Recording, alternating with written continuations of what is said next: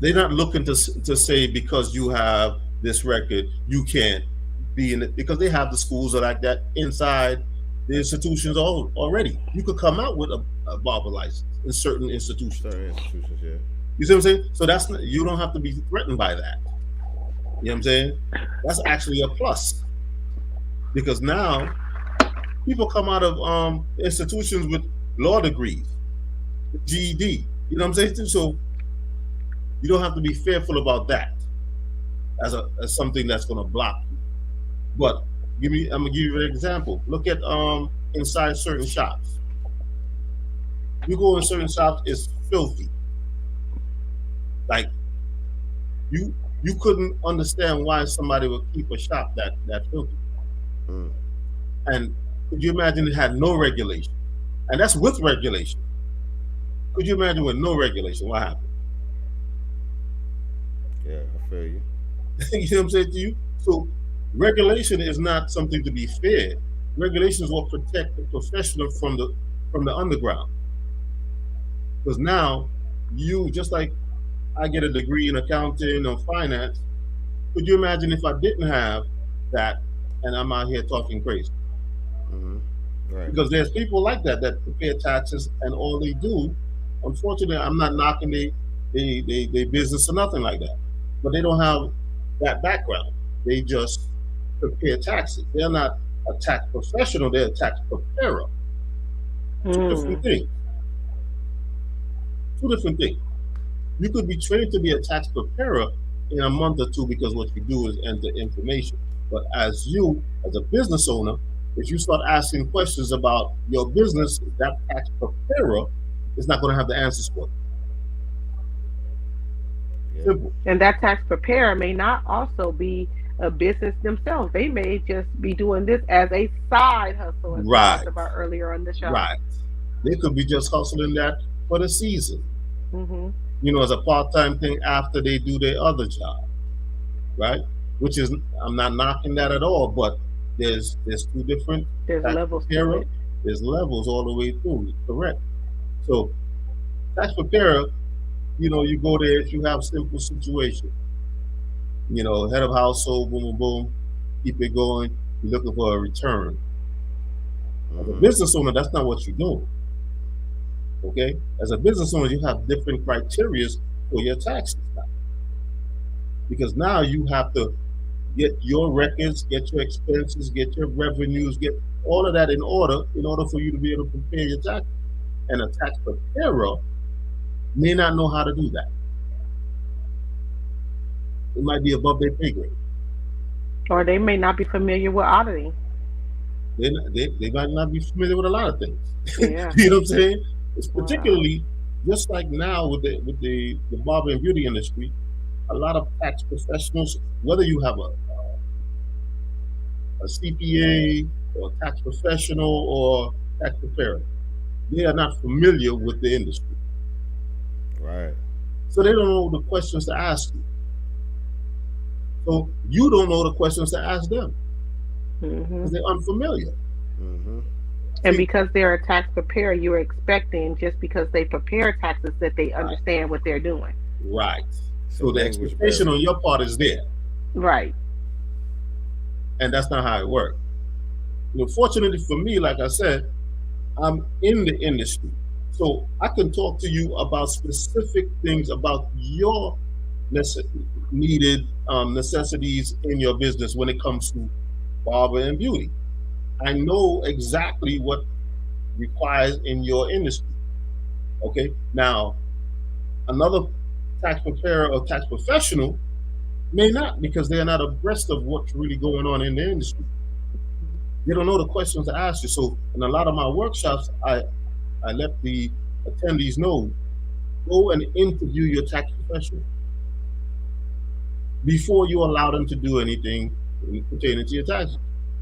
Have a consultation. Ask them, do they know about the industry that you're in? And that goes across the board. If you was an engineer, if you was, go and ask the question.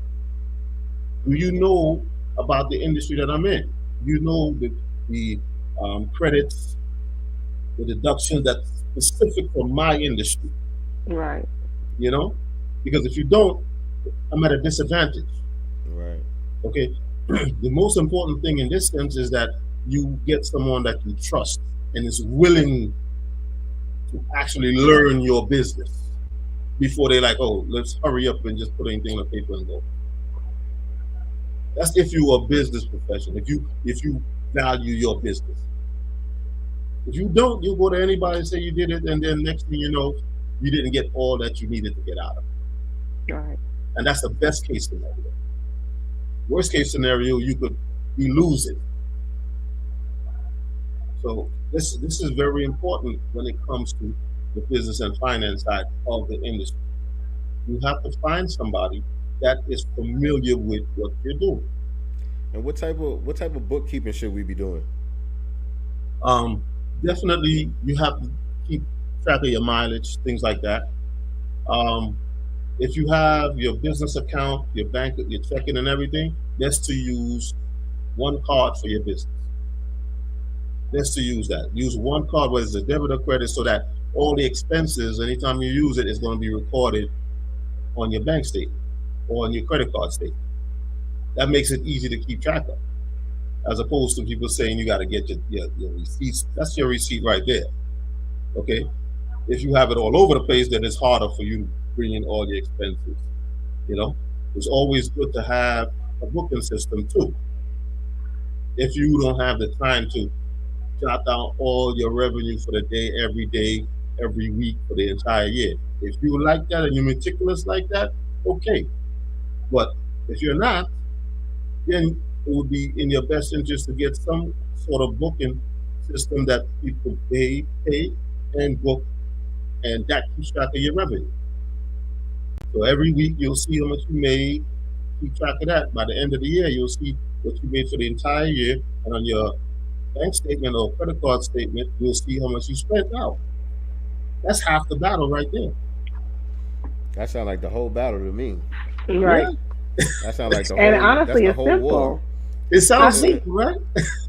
when you said it like that, it's just super simple. Like all your business expenses, use your business bank account or your business credit card. That way, you already know what you you spent, and then on the other side, make sure that you're keeping record of the income or Mhm. your services that you're providing. I think it So sounds easy, but it's the mindset of not treating it like a hustle and thinking more like a business. Right, so right. along those lines, still thinking about the bookkeeping aspect of it. Is it good or is it not good to accept multiple forms of payment? You don't have no choice in this day and age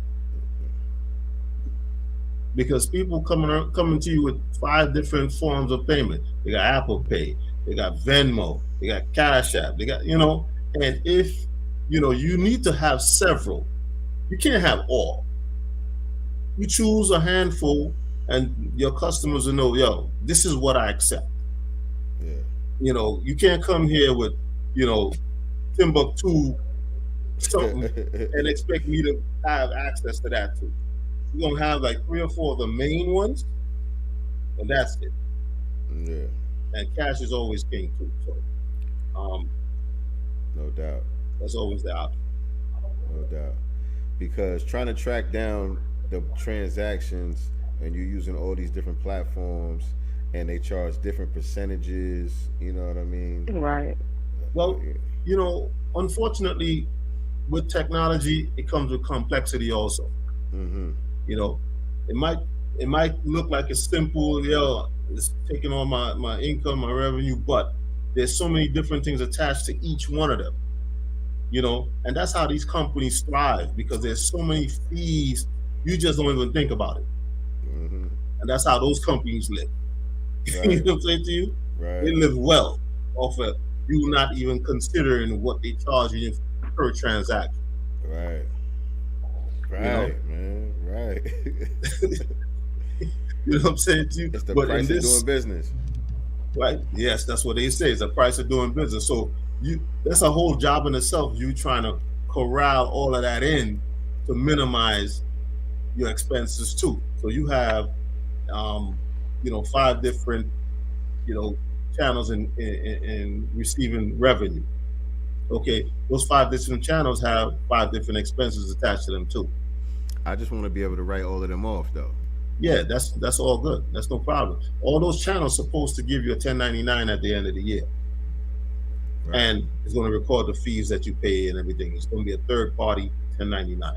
You should have that. Right. You know, that's that's the easy part because they're required to do so. Right. Right.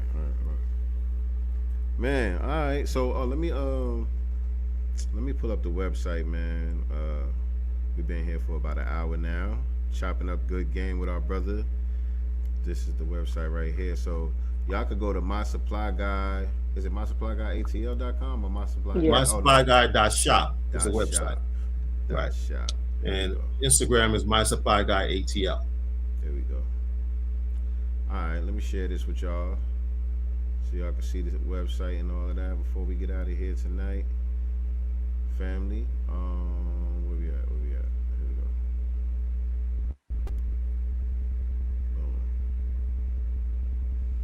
Boom. Okay, hold on. That's dope.